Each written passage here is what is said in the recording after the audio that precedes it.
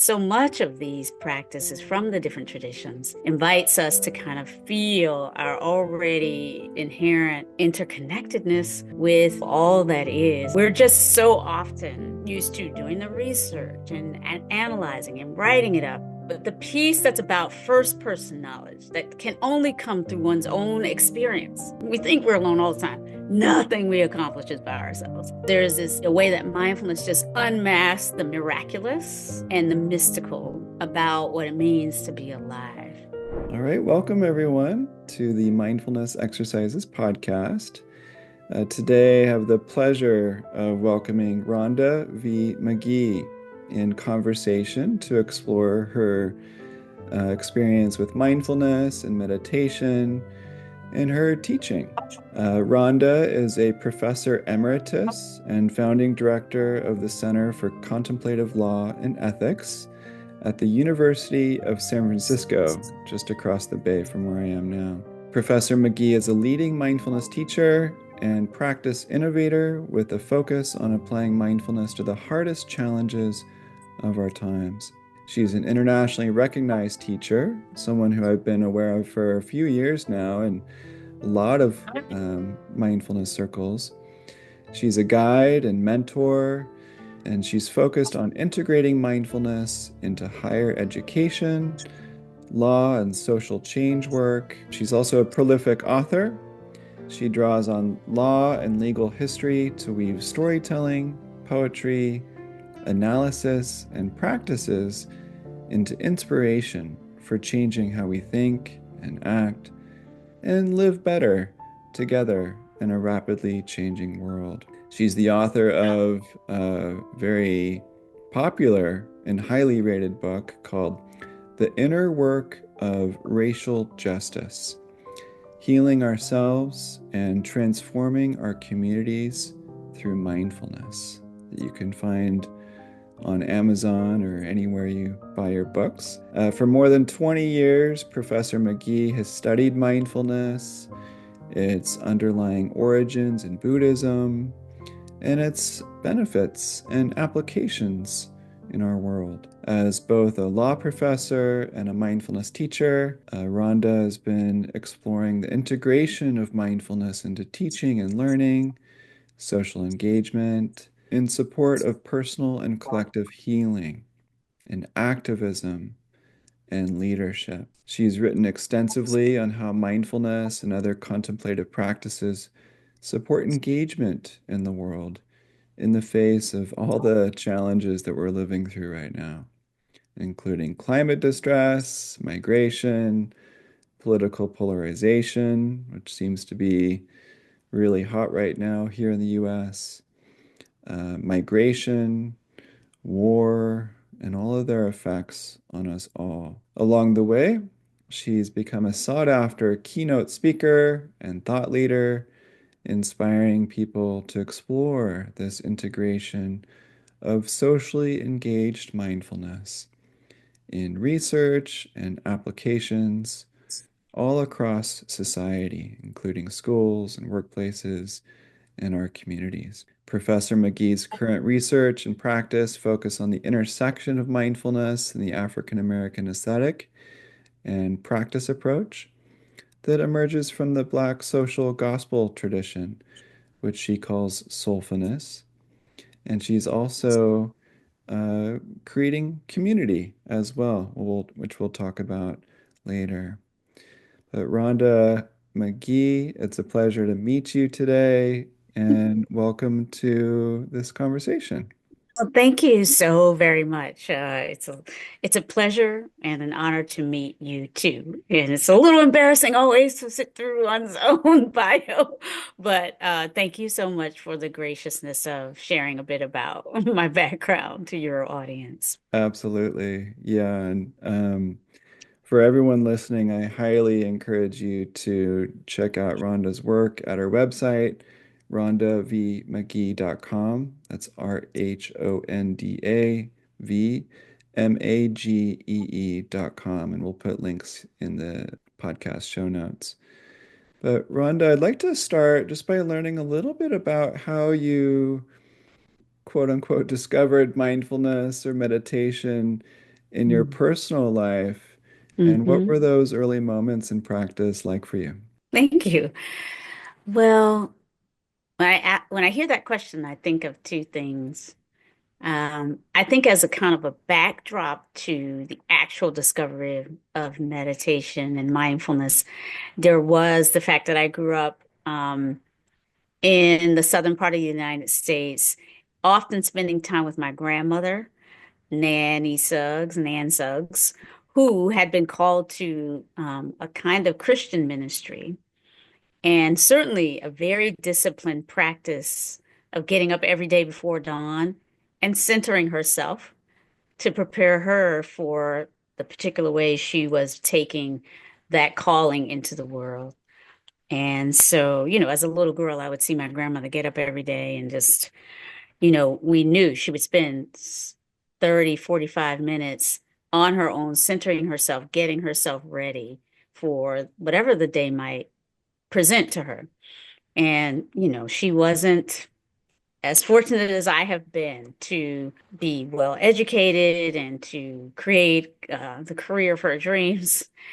She, having been born in the early part of the 20th century in the southern part of the United States, was relegated to, some pretty hard work. She cleaned houses for other people. And so to see her figure out a way to have a sense of the dignity and value of her own life, the sense of she had a message to give, and that all of that could be brought forth on a regular daily basis by beginning the day with a kind of centering practice. I think that created a background for me so that fast forward to the point where I became an adult, had the benefit of education from the University of Virginia, three degrees there, and training as a military officer and a lawyer, and all these things I was ready to do upon arriving by that time in San Francisco, about to start my first law professor or law job. I was a lawyer before I became a professor. I kind of realized I had been so busy studying all the time that it was very hard for me to kind of pause, to shut off that energy of like do and learn and be engaged, even when I had time and permission to relax. I had trouble relaxing. So I looked for some support, and I happened to find a book on the shelf of my partner in life then and now, who he had a book that he actually hadn't read, but it was called the Bhagavad Gita for Daily Living. And that book has, some of you may have a sense based on the title, is from a Hindu um, perspective, and it's by the author and meditation teacher, meditation community builder, Eknath Estoran. So he was an immigrant to the United States who had come a generation or so before me and created this Blue Mountain Meditation Center and practice set of commitments and invitations. And had written this beautiful book as a way of conveying the essence of how one might practice meditation for clearing one's mind, centering one's mind. So I remember reading just enough of that and really getting the sense of like one-pointed meditation as a way of really becoming more intimate with my own mental habits and patterns and conditionings and developing a way of kind of choosing how to be in response to all of the dynamics around me. And that book really was the first window into meditation in the kind of more Eastern sense, uh, as opposed to the kind of prayerful, centering prayer, quasi meditation practice. My grandmother wouldn't have called that meditation, but so this invitation I got through reading the book, The Bhagavad Gita for Daily Living, gave me this more mind focused practice, this practice of like getting to know my own mind. And I really sort of was drawn to that. And that opened the door for me to study and explore more of these kind of Eastern inspired meditation practices that are a lot of what I practice and offer today. I do blend those practices with a lot of the, I would say, heritage-based learning and teaching that I learned from my grandmother. So now they're actually coming together in a beautiful way. Hmm, beautiful. Would you be able to give an example of one of those practices from that book, the Bhagavad Gita for daily living, that helped you to center, or do you have any Hmm. insight into your Yeah. grandmother's like practice in like what Hmm. she did and how she centered herself? Yeah. So I'll say from the Bhagavad Gita, again, this idea of one-pointed meditation. So simply to pause, feel the body in a dignified posture, almost resting like this idea of the resting like a mountain in the body, and then just allowing focusing on the breath to support centering, resting the busy mind on the in breath and the out breath, and allowing in that moment of choosing to place attention on the anchor of breathing in and breathing out. Just allowing that to center and concentrate the mind. Hmm. So that is an example of the kind of practice I received from reading that book. And from my grandmother, there are many different ways that she drew on I think her interpretation of the religion of Jesus, the teachings of Jesus, from the Sermon on the Mount, and the way that so much of the teachings that were close to her heart and that formed the basis for her centering prayer practices and teachings, so much of them were about really, frankly, bringing love into the world. It was, recognizing the good news of the gospel, right? That we really didn't have anything to fear, that, we could be protected. And so there are many different ways that I think, though the particular orientation that she had toward, again, prayer, but also kind of chant and reflection on the teachings of Jesus and teachings from the Old Testament that she was inspired by, particularly Psalms, right? So my grandmother's was, again, a very Christian-based centering prayer and meditation practice. And I'll tell you one psalm that we were taught as children to remember, like the first thing, like first, last, and always, I think, for her was the 23rd Psalm, right? Which for those who may be familiar, it begins, "The Lord is my shepherd, I shall not want." Right? And it is just a beautiful, in a way, calming and sort of a meditation on the protectedness that basically somebody has us. That in those moments when we feel kind of a little lost, afraid, or in need of a sense that we are not alone. The Lord is my shepherd, I shall not want.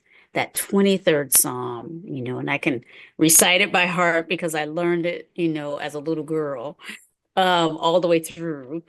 Yeah, that is really kind of, I think, the foundational practice of my grandmother's that inspires my efforts to interweave her energy into my work as well. Yeah, speaking of like weaving that energy, there's just so many parallels between those teachings and Buddhism and the Bhagavad Gita and what we're learning from neuroscience and and Yeah. studying the brain. So it's beautiful to hear all that. And Yes. when you were talking about that, it just felt so comforting, just in my Yes. own nervous system. It's Yeah. not wanting, feeling protected, feeling Yeah. safe. Exactly. I love the part of the 23rd Psalm where it goes, Lord is my shepherd, I shall not want. He maketh me to lie down in green pastures. He leadeth me beside the still waters. There's a way that those words invite a remembering that we're all already surrounded by the kind of miracle and, miraculous gift of being a part of the natural world. So there's a ready way for me that so much of these practices from the different traditions invites us to kind of feel our already always inherent interconnectedness with not only one another and the more than human world, but literally, all that is, and certainly a beautiful, gives me these beautiful touchstones into, just appreciating um, this, what we call the natural world, the environment, the climate that we're a Mm. part of. Yeah, when you mentioned the Sermon on the Mount, Yeah. it brought Yeah. me back to my time in Jerusalem at Mount of Olives, and I touching the olive trees that may have been alive back in the time of Jesus, and just Yeah. feeling the roots and Yeah. the natural world that that Mm, connects us. And you mm, mentioned green pastures. I mentioned to you earlier, I'm flying to Ireland today, mhm. so Yes. probably be golfing on green pastures shortly. Hmm. But yeah, I think when we really connect with our breath, connect with our hearts, it helps us to open to the beauty of the natural world around us, and vice versa. They can support this practice of presence and sense of awe for this, Mm. yeah, naturally unfolding life that's all around us. Thank you for sharing that. I was going to ask you to kind of recite part of the psalm, but I didn't want to put you Mhm. on the spot. Yeah, I yeah, appreciate you sharing that. Um, absolutely. can you share how you may, like, I understand that you did some work with, I believe John Kabat-Zinn and University of Massachusetts, and can you share a little bit about your journey into, say, like Western Mhm. mindfulness, as we may call it, with some of Yeah, these yeah, teachers in America, and how you yeah, um, uh, forayed into this world? yeah, for sure. So, I started to connect with mindfulness through, frankly, realizing that as a law professor, um, whatever insights, whatever this kind of calling was for me to kind of deepen, let's call it like this interior gaze, this sort of commitment to some kind of inner work that might support the outer work. I was aware that, to whatever degree I might be inspired to try and bring that into the legal academy, I would need to do maybe some translating and be, mindful of language and the, way in which, of course, if we're going to teach in a public educational space, we have to do so in ways that are fully inclusive and embracing of all different perspectives and certainly don't seem to partake of any particular religious approach. So, the idea, it had started to occur to me that there might be a way to integrate some of what I was learning into my work as a law professor. I found some other lawyers and other law professors who were interested in these kinds of, at the time, what I found was folks who were interested in like a spiritual kind of analysis or critique of law. And so there were some law professors who were thinking about that. They weren't always meditating. Law professors are scholars. They're writing articles about the spiritual critique of law. But when I would meet with them, as I did in person for some period of time, I would often be the one saying, but we should also maybe pause and meditate and sit together and center ourselves. And so they were sort of like, I think you want to connect with the sitting lawyers. There's a meditating group of lawyers. So it's like a whole path. And in this, amongst the sitting lawyers, we were led actually by a Buddhist teacher, Norman Fisher. And together we were meditating. But we were beginning to think together then. It wasn't just my impulse. Together we were all thinking, right? Professors at Berkeley or UC Hastings, in Bay Area based folk, about how to bring this forward. And so somehow we started offering translations of Buddhist practices that were really focused on, what we have in common, that we all have a breathing apparatus, right? So the kind of centering breathing practices um, presented in a way that did not require us to have a Hindu or Buddhist or Christian or any other kind of background to just be able to breathe together. So we started bringing those forth. And along the way, I got connected to John Kabat-Zinn. It was kind of a, to me, it's a sort of a funny story. I'd started creating courses to bring this to law students in around 2009, 10 or so. And I was invited as a result of having presented about this and shared about it. I was invited to present about it at a conference in New York. And I was put on stage with John Kabat-Zinn. So that I met John first when sitting on stage beside him, he being presented as the person who's helped bring meditation to medicine, and me with my little class and my little tiny experiment being presented as the person who's helping bring meditation to law. So that was, yes, back in, like, yeah, I know. It was sort of like, okay, one of these things is not exactly like the other. He's like this world-renowned person. But we really did connect very deeply and beautifully, so much so that he ended up writing the foreword to my book. So, what I kind of quickly realized was that I and our group didn't have to reinvent the wheel of how to bring mindfulness into law or into the world. We could partake of the work of people like John Kabat-Zinn. So I took a training in the teacher training program of mindfulness-based stress reduction. And yeah, it was my way of saying, there's this beautiful way in which we can bring these practices into secular, institutional, academic, professional spaces through the language and lens of mindfulness. And so that really, in a way, from being inspired by Christianity and Buddhism originally, and a kind of interest in the sort of spiritual critique of the legal structures that run our world. Like I kind of had this big kind of almost funneling toward that led me in deeper to mindfulness. But of course, then I kind of bring it back out in this bigger way. I hope this makes some sense. Yeah, it's fascinating. I love that story of you on stage being the person bringing mindfulness into law, Right. right next to Right. And John. there's John and Saki Santarelli, who was his partner at the University of Massachusetts for so long. Yeah. Interesting when you started asking, your colleagues or your peers in law to, pause and meditate, bring awareness to the breath, that it, it felt like maybe some people gave a little bit of pushback, like, no, you need to be with the other Right. people We're who writing about that and talking already. about it. We're not practicing. Yeah. Right.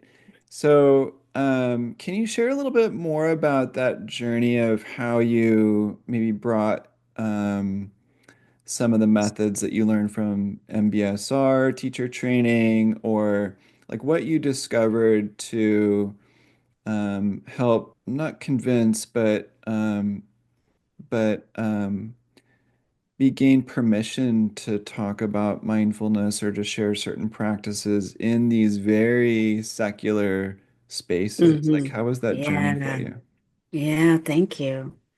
Yeah. You're hearing just a part of it and what I've alluded to, which is, when you come together with people in academia, we're just so often used to doing the research and analyzing and writing it up that even now it can still be challenging to bridge from, the sort of more academic training and modalities, right? That tend to be mo much more kind of third person oriented. What do the other researchers have to say? What are the kinds of ways that we can know this using the traditional means and methods of science, right? The scientific method. We love all of that. We love all that.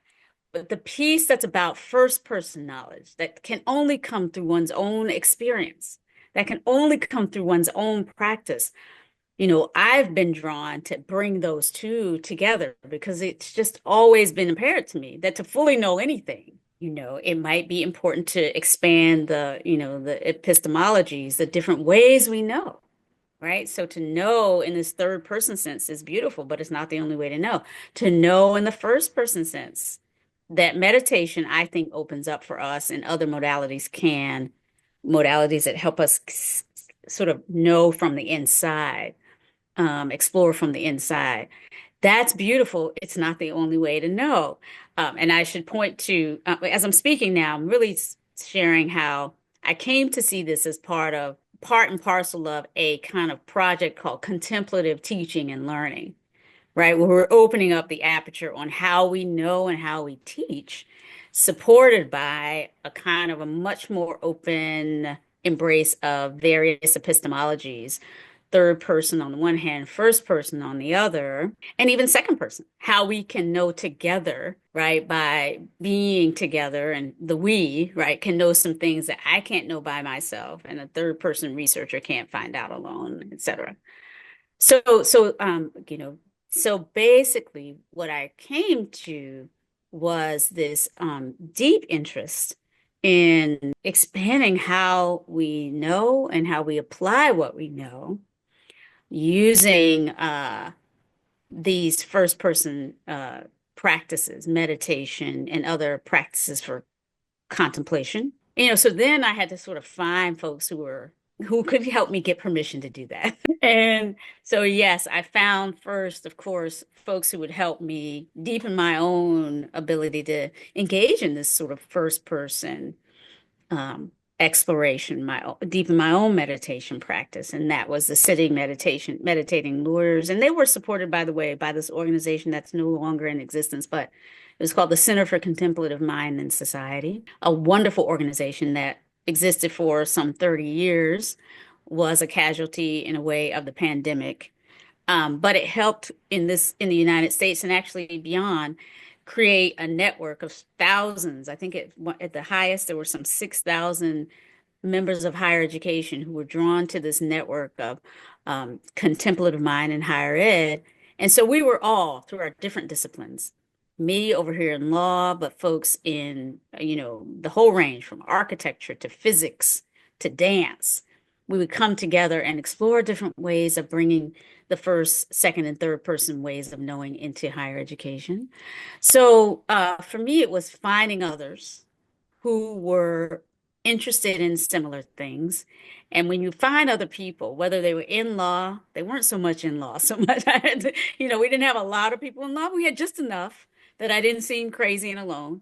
And then I was able to kind of find other people in higher ed, and we together made each other feel like, though we might be the only one in our particular, department or institution, we were when we saw what we had in common across the disciplines, across higher education, what we had in common was this commitment to expanding how we know what we know and how to apply it using contemplative practices like mindfulness, like movement practices, yoga, um, journaling, right? Kind of whole range of practices. And so what I started to do was like network and connect with those in law and outside of law, in higher education generally, in research generally. And that led me to organizations like Mind and Life, right? I became a board member and then the chair of the board of the Center for Contemplative Mind and Society. And then I connected with the organization Mind and Life, which even today still supports the research into these practices and the greater application through the science of mindfulness. And so it was through, kind of really the fits and starts of connecting with other people in higher education who were kind of similarly drawn to broadening the way we learn and how we can teach and how we can benefit from this sort of first person exploration of our experience and what we know, and that we can only know again through meditation and other kinds of practices. Yeah, that's sort of, at the high level, how I got permission. It was actually connecting with and then helping to strengthen organizations, because we can never do anything alone, right? But to help connect with and strengthen organizations who were doing this, and we started to understand that we weren't alone and that together we can make an impact. And so I kind of am still on that journey. I'm still connected with Mind and Life. I am the advisor to many different organizations, including the University of Virginia's Contemplative Sciences Center. University of Virginia, UVA is my alma mater, of course. And so I've been fortunate to have been connected up with this beautiful group of folks who brought forth a Contemplative Sciences Center on the campus there.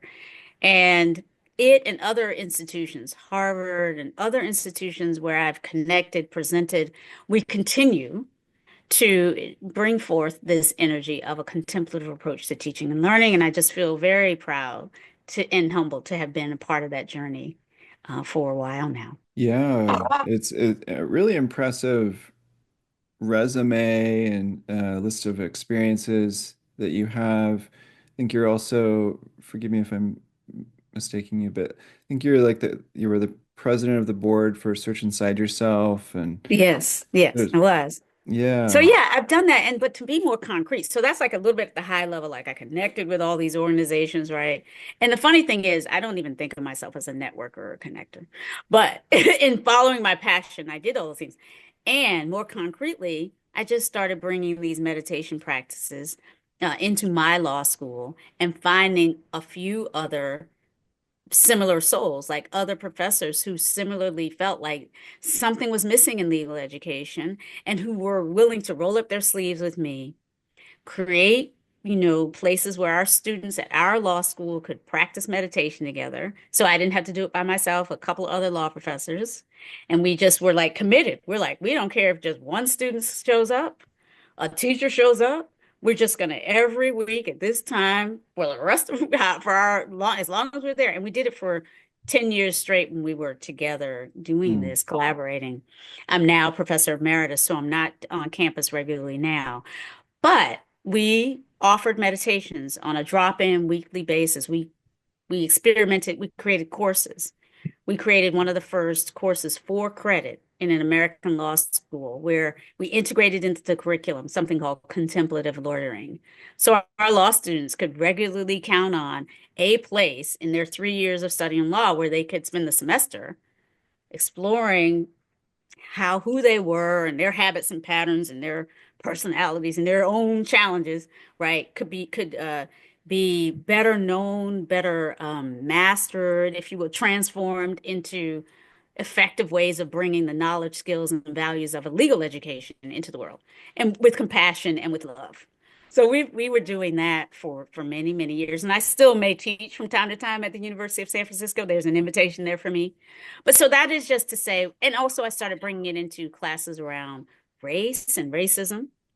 And that fueled the inner work of racial justice, because I was teaching these classes with these young law students from all different walks and backgrounds in San Francisco, many who were recent immigrants. And it just became clear to me that we needed more than simply just studying the cases and the policies.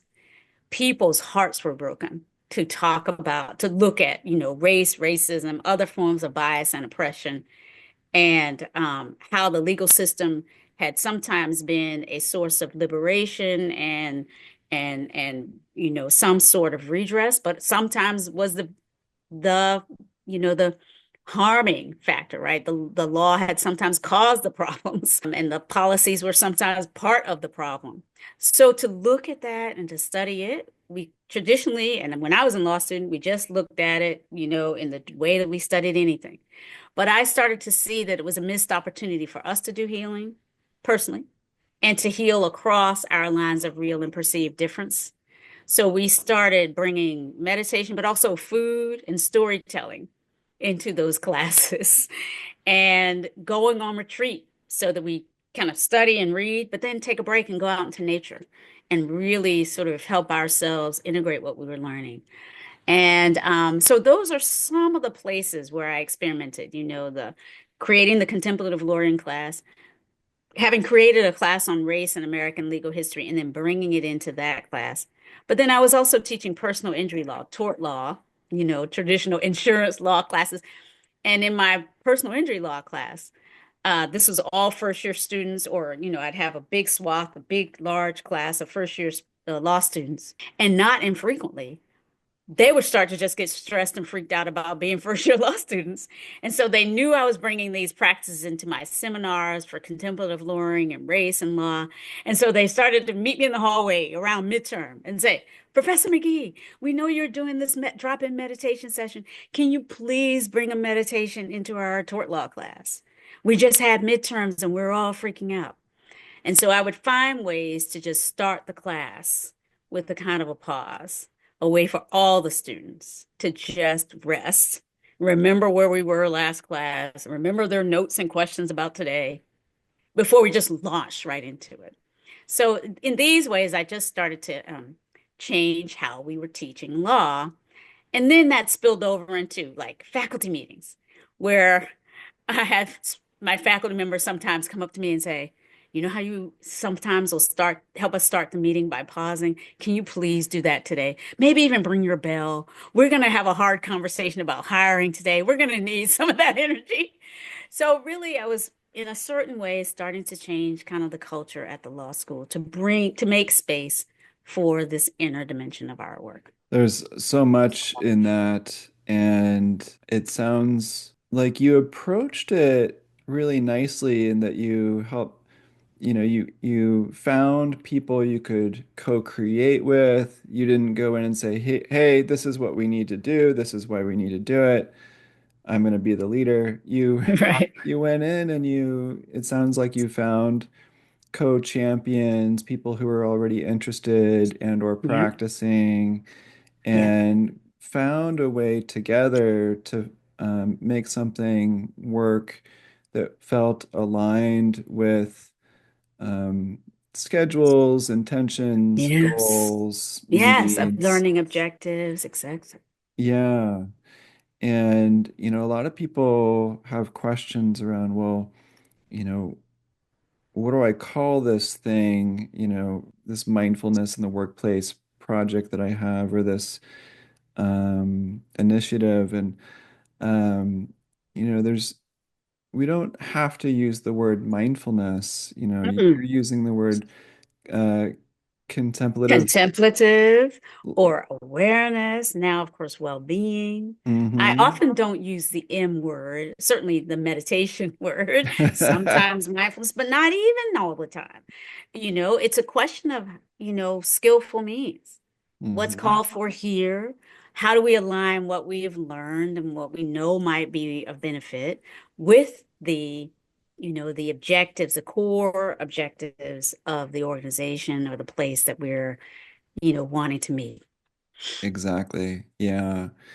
Yeah, use the languaging that's going to feel welcoming for the leadership, the people on the ground. There's so many great takeaways there, and thank you for getting into some of the nitty-gritty too, Yeah. and how you created just spaces for people to be, pauses Hmm. before classes or Hmm. meetings, Yeah.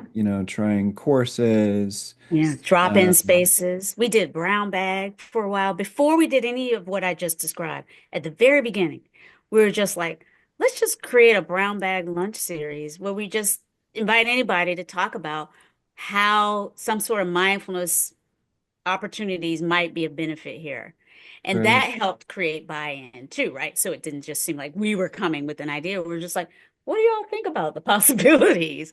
So it was a very kind of slow and very intentional effort to kind of work with the culture to create mutual shared buy-in and what would be a benefit to those around us. Yeah. I helped consult the formation of the mindful EPA, and the first things that were done were mindful snacks, like little 15-minute Yeah. breaks for people to come together to talk about this Yeah. and, bring a snack and just explore Yeah. it kind of loosely. Um, Beautiful. Um, and, you noted that, these spaces are not just spaces for pausing, but for raw emotions to surface. And we Yes. discover what kind of healing needs to be done internally, interpersonally. Yes. And so creating space for us to be able to start that process of meeting ourselves and each others in ways that are caring and that offer that opportunity to heal. It's not Yes. just stress reduction. Right. And that can get sticky. And so I'm, and with search inside yourself, just as another example, they Hmm. talk about emotional intelligence as kind of Hmm. the framework, Touched them. but Hmm. and they start with emotional awareness, emotional regulation, and they move into heart work, and Yeah. they move into spaces of um, noting suffering and Mhm. pain and offering ourselves and others care in the midst of hardship. And that can Mhm. get sticky. Yes. And so I'm just wondering if you'd be able to talk about any either challenges you've seen with that and or practices or ways that you found effective for meeting the Hmm. healing part of this. Hmm. Mm. Well, thank you. You know, that dovetails a lot with what I'm inspired to bring forth right in this moment right now. I shared with you before we were recording that I've somehow felt called to help create a community, kind of a community of practice, um, that I call Mount Iris. And that's a place which I think exemplifies some of what you're describing, which is bringing the heartfulness into mindfulness, and really exploring the capacities that we have to deepen our mindful relatedness with each other, how we are in relationship with each other. I mean, I think that part of this part of the work is in a way, I almost want to say healing how we tend to think of mindfulness. Because I think that we tend to think of mindfulness as hyper individualized training of the mind, right? For reducing stress, focus, and maximizing our productivity. Now, all of those things seem like reasonable things to seek to do, especially in the world that we live and work in. However, I think that when you really look at the underlying teachings that we draw on for mindfulness, that when we started our conversation, looking at the Hindu teachings, Buddhist teachings, there is an underlying, let's just call it ethical dimension, right? This dimension that is at the foundation of these practices, really, really calling us to consciousness about who we are in the world and how it is that how we think of ourselves, how we are with each other can be harmful or healing, right? Any moment, any action, any way that we are with each other. So I really think that when we point to how we often receive mindfulness in these kind of hyper individual focused ways, bring in emotional intelligence, open up the heart qualities of compassion and empathy, it can feel a little like a stretch because it seems like it's not necessarily what we thought we were getting into when we were at a workplace event and we were just, or in a classroom, right? When we were thinking we were just developing some knowledge or some professional skills. We start to realize that we're human. Underneath anything we do, we are still just these sort of soft-bellied, carbon-based beings that have landed on this Goldilocks planet that we did not create. In other words, there is this, to me, a way that mindfulness just unmasks the miraculous and the mystical about what it means to be alive. And from that place, yes, we have these heart qualities and all of the different ways that being these, hyper vulnerable beings. The fact is, we know that we have these opportunities to live, but we can't live forever. And so a life well lived is going to have loss and pain and what we call in Buddhism the eight worldly winds, right? We're feeling good one day, we're feeling, beaten down the next. All lives, right? The core Buddhist teachings, right? There is suffering. There are causes of it, and there are ways to release ourselves from it. So there's a way that loving kindness and compassion as supports for just being human in a time of change and challenge, like the time we're in right now, seems like really the foundation of these practices for me, and the foundation that we don't always see integrated into our introduction into mindfulness. So I almost feel like this is healing mindfulness. But yes, I'm really, really inspired right now, given everything that's happening in the world, to reinforce the idea in the way that for me, love, the love that my grandmother saw in the teachings of Jesus, the Sermon on the Mount, the love that I see in as really foundational to whatever inspires us to bring these practices for our own healing, to support others in the workplace. We might not call it by the L word, but there is that dimension of care. So I'm really feeling like bringing in that dimension of care, but also reinforcing our connectedness, practicing together and letting the community dimension take center stage in a way not to disregard that we have agency and separate identities, but that we're always in it together. That nobody's really alone. We think we're alone all the time. Nothing we accomplish is by ourselves. So, yeah, for me right now, that kind of interweaving of practice in community with love is where it's at. And I want for this time in my life to really help create spaces where we can learn and grow together with those touchstones of love and practice in community at the fore. Amen. Well, may it be, Rhonda Magee. I feel like I just feel very aligned with everything that you're saying, and count me as a big fan. Wonderful. Join us at Mount Iris from time I to I time, my would dear. love that. Yeah, can you share a little bit more about like when that's Yeah. going to happen and how people So can it's find out about it? happening, right? We've got mountiris.com. You can find it right now. Um, And on Sundays, we have a couple of opportunities. Every Sunday for the next 8 weeks. I usually, after 8 weeks, will pause a week or so and then we'll restart. But maybe we'll keep it going now, right? Now that we've got some momentum. But so it's really happening now. And everyone within this hearing, you're invited to just sort of check us out online. It's going to be a hybrid space. So online opportunities to meditate live, right? Not just recordings but live meditation spaces, and then some in-person opportunities as well. We have a big vision, but it all starts right here in the small spaces of our hearts and our commitments to practice together. So thank you very much for asking. Absolutely. Yeah, people can find that at mountiris.com. That's Yes. MOUNTIRIS.com. Mhm. Building a just world together through soulful mindfulness. Yeah. We didn't have a chance to really talk very much about soulfulness but this soul-heartedness really is at the heart of it for me too.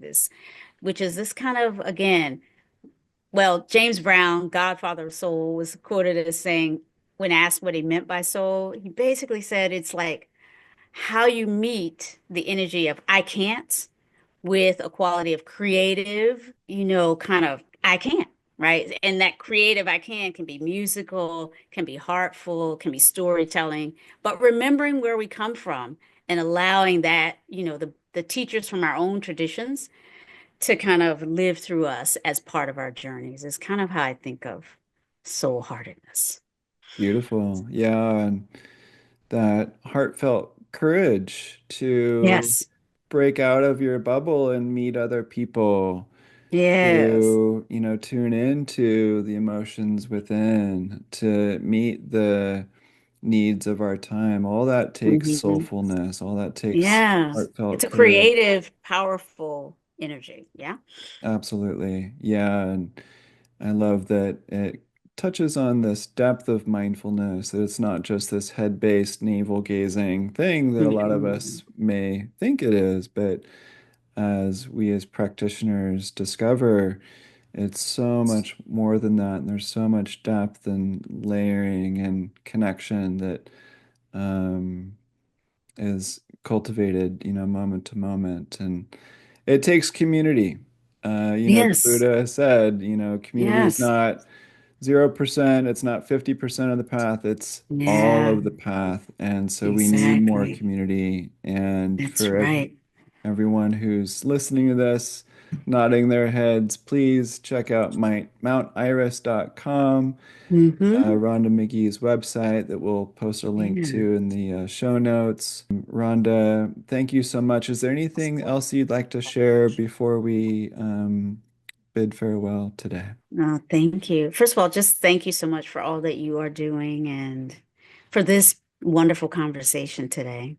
I really, really appreciate it. It's kind of really felt full in my heart to be with you. And just to say, I know it's a hard time for a lot of people out there right now.